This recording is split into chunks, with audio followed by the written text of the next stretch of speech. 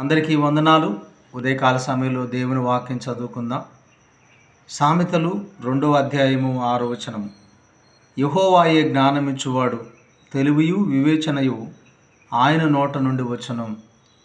క్రీస్తునందు ప్రియమైన వాళ్ళారా, యెహోవాయే జ్ఞానమిచ్చువాడు. బుద్ధి జ్ఞానములు సర్వసంపదలు ఆయన యందే గుప్తమయ్యున్నవి. నీవు నాకు మొరపెట్టుము, నేను నీకు ఉత్తరం ఇచ్చేదను. గ్రహింపలేని గూఢమైనటువంటి సంగతులు నేను నీకు తెలియపరిచెదను. మీలో ఎవరికైనా జ్ఞానము కొదువుగా ఉంటే వాడు దేవుణ్ణి అడగవలెను. క్రీస్తునందు ప్రియమైన వాళ్ళారా, జ్ఞానము, తెలివి, వివేచన అనేవి ఎక్కడ దొరుకుతాయి?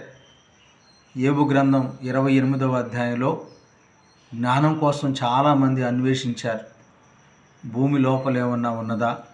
సముద్ర దిగంతాల్లో ఏమన్నా ఉన్నదా? కొండల్లో, లోయల్లో, వాగుల్లో ఎక్కడన్నా ఉన్నదా అని పరిశోధన చేస్తారు.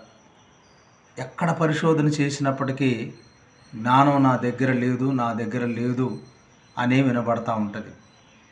కనుక జ్ఞానం ఎక్కడ దొరుకుతుంది అనేటువంటి దానికి యోబు గ్రంథం 28వ అధ్యాయము చివరి భాగంలో రాయబడి ఉంటుంది.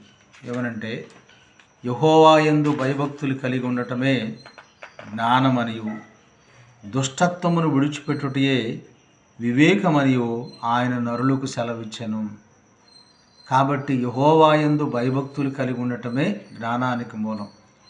దుష్టత్వమును విడిచిపెట్టటమే వివేకమని దేవుని వాక్యం మనకు తెలియపరుస్తుంది. అయితే యెహోవాయే జ్ఞానమిచ్చేవాడు. యోసేపుకు దేవుడు జ్ఞానాన్ని ఇచ్చాడు. ఆ జ్ఞానాన్ని బట్టి అతడు గొప్పవాడయ్యాడు. సొలొమోనుకు దేవుడు జ్ఞానాన్ని ఇచ్చాడు. ఆ జ్ఞానమును బట్టి అతడు గొప్పవాడై హెచ్చించబడ్డాడు.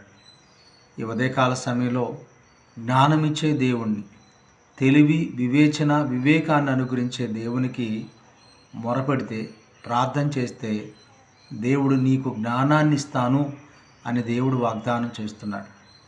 కాబట్టి యవన సహోదరి సహోదరులారా, ఈ పరీక్షల సమయంలో ఎక్కువగా దేవుని జ్ఞానం కొరకు, ఆశీర్వాదం కొరకు దేవుని మీద ఆధారపడవలసి ఉన్నది.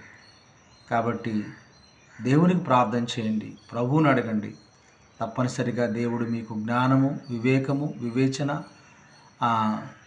అన్నీ అనుగ్రహించేటువంటి దేవుడుగా ఉన్నాడు. అట్టి కృప దేవుడు మీకు అనుగ్రహించును కాక. ఆమెన్. God bless you.